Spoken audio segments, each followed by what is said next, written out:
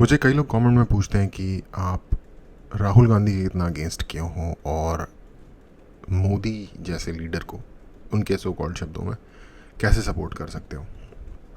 तो मेरा simple answer ये है, बहुत ही आसान शब्दों में, मैं राहुल गांधी या मोदी जी को सपोर्ट नहीं कर रहा। मैं जिसकी पॉलिसीज़ ज़्यादा सही लगती हैं उन पॉलिसीज़ को सपोर्ट करता हूँ। अब कहने को तो हर बंदा मतलब यही बात बोल के जिस मर्जी को वो चाहे सपोर्ट कर सकता है।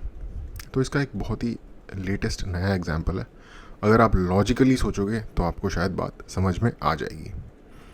अभी कुछ दिन पहले शायद 2 दिन पहले की बात है, अनुराग ठाकुर बीजेपी के एक लीडर है, हिमाचल से आते हैं। उन्होंने राहुल गांधी के बारे में लोकसभा के अंदर बोला कि जिसकी जाति का पता नहीं वो जाति जनगणना की बात करता है। इसका प्रेमिस ये है ये बोलने का कि राहुल गांधी ने ये बोला था, जो कि वो ड्यूरिंग द इलेक्शन भी कह रहे थे कि जाति बेस्ड जनगणना होनी चाहिए, देश में सेंसस होना चाहिए, यानी कि काउंट होना चाहिए कि कौन सी जाति के कितने लोग हैं, यानी कि from the point of view of caste. ये है राहुल गांधी का पॉइंट, जिसके आंसर में उन्होंने बोला कि जिसकी जाति का पता नहीं वो जाति जनगणना की बात कर रहा है अनुराग ठाकुर ने, जिसके ऊपर बहुत बवाल हो गया। काफ़ी मीडिया में उसके ऊपर न्यूज़ भी आई है और हर तरीके के लोग अपने अपने पॉइंट ऑफ व्यू से, जो लेफ्ट के हैं वो इसे बिगेटेड वटेवर इस तरीके के शब्दों का इस्तेमाल कर रहे हैं। जो राइट के हैं वो इसके पीछे का लॉजिक समझाने की कोशिश कर रहे हैं। पर टेक्निकली देखो, सिर्फ टेक्निकली हर चीज़ से हटके जाति जनगणना क्या है, देश में किस जाति के कितने लोग रहते हैं इसका पता लगाना। ये बेसिकली तभी पता लग पाएगा जब आप हर व्यक्ति के पास जाके उसकी जाति पूछेंगे। राहुल गांधी जी एडवोकेट कर रहे हैं कि हमें इस देश के हर घर में जाके हर व्यक्ति से उसकी जाति के बारे में पूछना चाहिए। तो जब राहुल गांधी जी ये प्रपोज कर सकते हैं तो मुलायम सिंह यादव, क्या उनके बेटे का नाम है अखिलेश यादव, वो या और दूसरे लोग या लेफ्ट के जो लोग इस बात को क्विंट वगैरह क्रिटिसाइज़ कर रहे हैं कि बिगटरी निकल रही है अनुराग ठाकुर जी से जब उन्होंने ऐसी बात की है, क्या इस बात का लॉजिक बनता है? जो राहुल गांधी हैं वो पूरे देश से पूछ सकते हैं आपकी जाति क्या है, बट अनुराग ठाकुर ने अगर एक और एक्चुअली उन्होंने डायरेक्टली नाम भी नहीं लिया था। अनुराग ठाकुर ने उन्होंने कहा था जिसकी, उन्होंने जिसकी करके बात की थी।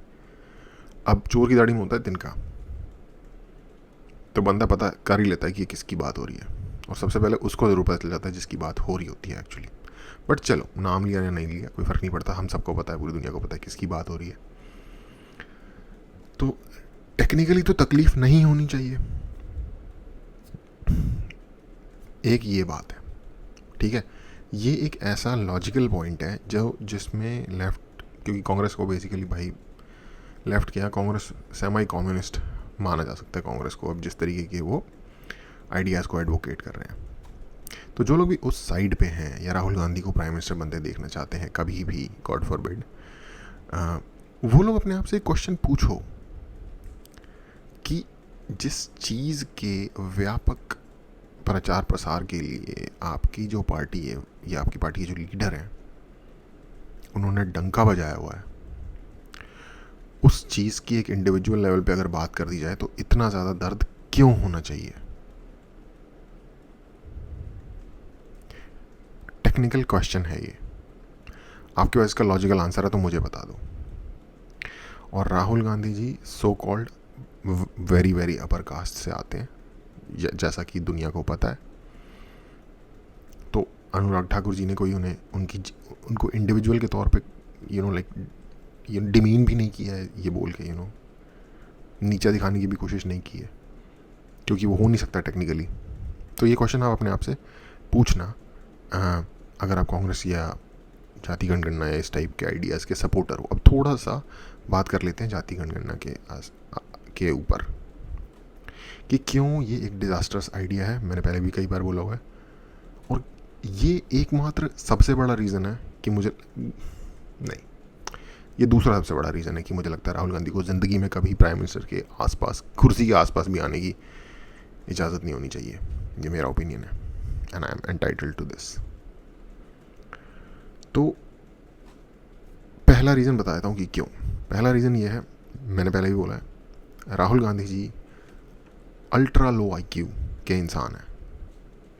उनको मैंने आज तक एक भी कोहेरेंट आर्ग्यूमेंट प्रेमिस सेट करके रीजनिंग के साथ कंक्लूजन, जिसे एक प्रॉपर आर्ग्यूमेंट कहते हैं, अपनी ज़िंदगी में नहीं देते हुए सुना। किसी कॉन्सेप्ट को समझाते हुए मैंने राहुल गांधी को आज तक ज़िंदगी में नहीं सुना। मुझे उनकी कोई भी स्पीच कहीं से भी उठा के ला के दे दो, अगर उन्होंने एक सब्जेक्ट को start to finish logical coherency के साथ अगर समझा दिया है तो मैं सीधा सीधा गिव अप कर दूंगा इस पॉइंट को। सिर्फ एक स्पीच, मैंने उनकी एक स्पीच नहीं सुनी आज तक ऐसी, या एक डायलॉग नहीं सुना जहाँ उन्होंने एक कॉन्सेप्ट को एक्सप्लेन किया हो, कुछ कंक्लूजन बताया हो कोहेरेंसी के साथ, लॉजिकल प्रोग्रेशन के साथ। और ये एक बहुत ही ये एक ग्रेजुएट लेवल पे एक इंसान से मांगा जाता है जब आप कॉलेज एडमिशन के लिए अप्लाई करते हो, उस लेवल पे ये बड़ी बेसिक स्किल है क्रिटिकल थिंकिंग की। और जिस बंदे के अंदर ये नहीं है उसको आप ये मना देते हो। पहला रीज़न ये कि राहुल गांधी को भी नहीं बनना चाहिए क्योंकि उसके पास ये कैपेसिटी नहीं है उनके पास। और दूसरा रीज़न ये सबसे बड़ा, उनकी सबसे घटिया जो, ये तो हो गई इंडिविजुअल लेवल की ना, कि कैपेसिटी ही नहीं है, मेंटल कैपेसिटी ही नहीं है। पॉलिसी में दूसरा रीज़न है पॉलिसी उनकी, जो उनकी एक पॉलिसी जो कि दूसरा सबसे बड़ा रीज़न है, वो पॉलिसी है जाति जनगणना की। क्योंकि जाति जनगणना क्या है, बेसिकली पूरे देश की पॉपुलेशन को बांट दो कास्ट में, तभी तो यार आपको बांटना ही है ना, क्योंकि आपको कहना है जिसकी जितनी आबादी है उसका उतना हक। इसको कहते हैं इक्विटी। इसमें ये सिस्टम नहीं है कि जो सबसे बेहतर होगा वो आगे जाएगा। इसमें ये सिस्टम है जिसके जितने नंबर होंगे उसको उतना मिल जाएगा। आप एक अच्छी कंट्री तो इस तरीके से नहीं बना सकते। आप एक भूखमरी से भरी हुई कंट्री बना लोगे इस तरीके से, क्योंकि जहाँ जहाँ ये एग्जैक्टली सेम चीज़ रशिया, जो कि सोवियत रिवॉल्यूशन के बाद सोवियत यूनियन बन गया था, वहाँ पे अप्लाई हुई है। स्टार्टिंग में ज़िंदगी में पहली बार वहाँ पे ये चीज़, ज़िंदगी में कह रहा हूँ मतलब कम्युनिज्म की ज़िंदगी में पहली बार ये चीज़ अप्लाई हुई थी। साथ में उनके यूक्रेन था। यूक्रेन के अंदर ब्लैक सॉइल है, जिन लोगों को नहीं पता, ज़्यादातर फ्लैट लैंड है। दुनिया का one of the most yielding soil माना जाता है उसे। यील्ड मतलब उसकी पैदावार हाईएस्ट होती है उस देश में। उसे यूरोप का ब्रेड बास्केट भी कहा जाता था। उस देश में लोग दाने दाने को तरस के भूखमरी से मरे हैं। जॉर्डन पीटरसन का एक लेक्चर सुन रहा था मैं, वो बता रहे थे कि उनको पोस्टर बनाने पड़े लोगों को समझाने के लिए कि अपने बच्चों को खाना मोरल नहीं है, एक बुरी चीज़ है। अपने खुद के बच्चों को खाना, सोच के देखना ये बात 2 मिनट के लिए। ये जो सामाजिक साम्यवादी जो ये आइडियाज़ इनके दिमाग में उठ रहे हैं ना, कुछ नहीं उठ रहे वैसे तो आइडियाज़, बेसिकली यार इनको इलेक्शन जीतना, इनको पावर चाहिए। Extremely corrupt group of people हैं ये। बट वो तो छोड़ो, वो तो हर व्यक्ति अपने जिसको पसंद नहीं करता उसके बारे में ये क्लेम कर सकता है। बट हम बात करते हैं कि जो जिस चीज़ों की बात कर रहे हैं उनका प्रायर एक्सपीरियंस क्या रहा है। क्यों मैं ऐसा कह रहा हूँ, एक्सप्लेन कर देता हूँ। सिस्टम जो अपनाया गया था उन कंट्रीज़ में वो ये अपनाया गया था कि पूरे देश के सभी संसाधनों को सरकार अपने कंट्रोल में लेगी। खेत खलिहान फैक्ट्री जिस भी तरह की प्रोडक्शन होती है सरकार अपने हाथ में ले लेगी और फिर अपने हिसाब से बांटेगी जनता में। इक्वल डिस्ट्रीब्यूशन हो जाएगा। अब मान लीजिए जाति जनगणना करवा लेते हैं और इनको है कि हम रीडिस्ट्रीब्यूट करेंगे देश की पूरे रिसोर्सेज का, जिसमें कि पैसा, इंडस्ट्रियल आउटपुट, एग्रीकल्चरल आउटपुट, हर चीज़ आती है। माइंस वगैरह से जो होता है, टेक्नोलॉजिकल जो कंपनीज़ हैं उनका जो रेवेन्यू आता है, सब ये इक्वल शेयर कर देंगे। पहली बात तो India open market, free market economy है आज के टाइम पे मोस्टली। तो ये करेंगे कैसे? पहले तो ये उन कंपनीज़ वालों के रिसोर्सेज कैसे, क्या आप जब्त कर लोगे? और अगर जब्त कर लोगे तो क्या कंपनी भाग नहीं जाएंगी? क्या इन्वेस्टर, जितने भी इंडिया की ग्रोथ का एक बहुत बड़ा इंजन फॉरेन इन्वेस्टमेंट है, और हर कंट्री ऐसी ग्रो हुई है एशिया की, चाहे जापान हो, चाहे कोरिया हो, सिंगापुर, ताइवान, जो भी आपको ढंग की कंट्रीज़ दिखती हैं, foreign investment, foreign mostly western countries का पैसा आता है, बड़े इन्वेस्टमेंट बैंकर्स का। वो पैसा धीरे धीरे, या फिर दूसरे जो डेवलपमेंट वाली कंपनीज होती हैं जो गाड़ियों के प्लांट्स लगाती हैं, रोबोटिक्स, टेक्नोलॉजी, इन चीज़ों के प्लांट लगाती हैं, उनके उस पुश से जो पैसा जो पुश से जो जॉब्स जनरेट होती हैं, पैसा आता है, उससे ग्रोथ होती है कंट्री में। गवर्नमेंट के भी इनिशिएटिव्स होते हैं, बट मेन ये चीज़ है कि सारे किसी भी, कोरिया का एग्जांपल उठा के देख लो, जिस मर्जी, सिंगापुर, किसी का भी एग्जांपल उठा के देख लो, भाग नहीं जाएंगे वो लोग कि भाई यहाँ तो सरकार ने रिसोर्सेज को नेशनलाइज करना शुरू कर दिया। क्योंकि अगर सरकार लेगी नहीं तो देगी कैसे आगे? कोई तो डिसाइड करेगा ना किसको क्या मिलना चाहिए। जाति जनगणना हो गई, पता चल गया किसको क्या मिलेगा, मान लेते हैं, चलो इतना हो जाएगा सही से, राहुल गांधी जी जीनियस है, वो कर लेंगे। देगा कौन?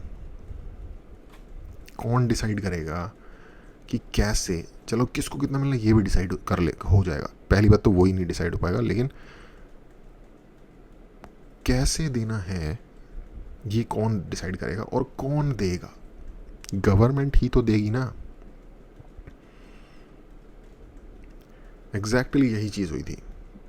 जो इंडिविजुअल लेवल पे इंसान या उद्योगपति या इंडस्ट्रियलिस्ट, जो भी इन्वेस्टर, जो भी लोग होते हैं, जो फ्री मार्केट में अपनी फ्री विल से एक इंडस्ट्री लगाते हैं, एक कंपनी बनाते हैं, वो तो प्रॉफिट ड्रिवन होते हैं, प्रॉफिट मोटिवेटेड होते हैं। इस वजह से उसे बड़े से बड़ा बनाने का उनके पास एक मोटिव ड्राइव होता है। मान लो आप जाति के आधार पे कर देते हो समहाउ मिरेक्युलसली, उसके पास जिस व्यक्ति को उसमें से कुछ मिलना नहीं है और वो केपेबल है, वो रुकेगा इस कंट्री में, या अपना पैसा और कैपेबिलिटीज़ लेके निकल जाएगा यहाँ से। आज के टाइम पे रोज़ सुनने को आता है कि पता नहीं 3600 या 36,000 मिलियनियर इंडिया छोड़ रहे हैं, और वो छोड़ रहे हैं लाइफस्टाइल के इश्यूज़ की वजह से, एनवायरमेंटल इश्यूज़ की वजह से। जिस तरीके की एयर उन्हें मिलती है, जिस तरीके का पानी उन्हें मिलता है, जिस तरीके की क्वालिटी ऑफ इंफ्रास्ट्रक्चर उन्हें मिलता है अपने अराउंड, इस तरीके की पॉलिसीज़ की बात तो आई डोंट नो मैन।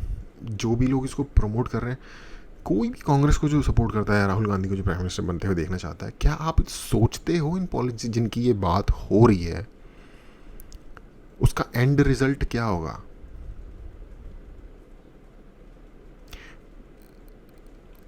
अगर कोई ये कहे ना कि एक बहुत गरीब आदमी ना, जिसको बेसिकली सिर्फ रोटी नसीब हो पा रही, 300-400 रुपये रोज का कमा रहा है, उसको क्या ही फर्क पड़ जाएगा? अगर ऐसा हो भी जाता है तो वो जो 300-400 रुपये आज कमा पा रहा है ना, वहाँ गरीब इंसान आज के टाइम पे, लेबर, यहाँ तक पहुँचने में हमें 70 साल लग गए हैं। अकाल पड़ा करते थे आज से लगभग 30-40 साल पहले तक, 40-50 साल पहले तक। जाइए इंटरनेट पे रिसर्च करिए, अमेरिका टाइप की जो कंट्रीज़ है ना, जो अपने सूअर को खिलाने के लिए जो अनाज रखते थे, वो भेज देते थे इंडिया में एज अ दान, डोनेशन, और वो यहाँ के लोगों को खिलाया गया, और उस तरीके से लोगों का सर्वाइवल हुआ है। ग्रीन रेवोल्यूशन से पहले हालत क्या थी, उसके बाद धीरे धीरे कंट्री में ग्रीन रेवोल्यूशन आया और चीज़ें सही दिशा में गई। और मैं ये कांग्रेस को एज ए पार्टी मैं बुरा नहीं मानता। हाँ, उन्होंने बहुत लूटा है देश को, इसमें कोई शक की बात नहीं है, पर मैं उनको इसलिए बुरा नहीं मानता बहुत ज़्यादा, क्योंकि एक सम लेवल करप्शन हर कंट्री में होती है। कोई दुनिया की ऐसी कंट्री नहीं है जहाँ पे कोई करप्शन नहीं है।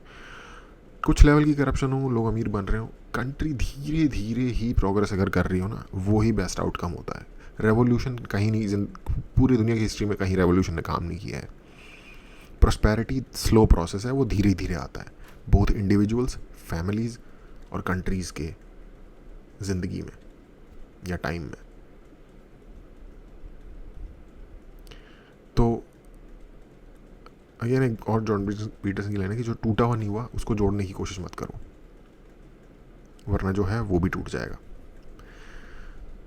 तो आई गेस इस चीज़ में, जैसा कि मैं कह रहा हूँ कि शायद कांग्रेस अपने आप में एब्सोल्यूट बुरी पार्टी ना हो, लेकिन क्योंकि राहुल गांधी जी की जो एलिजेंस है वो थोड़ी सी डाउटफुल है, सोरोस और वगैरह इस तरीके की जो एंटिटीज़ है दुनिया में, जो एक सर्टेन माइंडसेट या पॉलिसी ड्राइव करना चाहते हैं पूरी दुनिया की गवर्नमेंट्स में। मेरे पास कोई प्रूफ नहीं है, बट या तो वो व्यक्ति इतना नाइव है या तो वो व्यक्ति इतना लाइक मीन सही वर्ड नहीं होगा, मलिशियस है, कि वो इस तरह मलिशियस वो नहीं है, मेरे ख्याल से वो नाइव ही है, क्योंकि जैसा कि मैंने कहा कि उनका IQ मुझे बहुत हाई नहीं लगता, बट हाँ कुछ तरीके की क्वालिटीज हर इंसान में होती हैं। उनकी ड्राइव बहुत है प्राइम मिनिस्टर बनने की, for what ever reason. Anyway, बहुत लंबा हो गया आज। सोचिएगा आप लोग, आप जिसको भी सपोर्ट करते हैं ना इस मामले में, कि जो पॉलिसीज़ जो भी सरकार बता रही है उसका एंड रिज़ल्ट होगा क्या।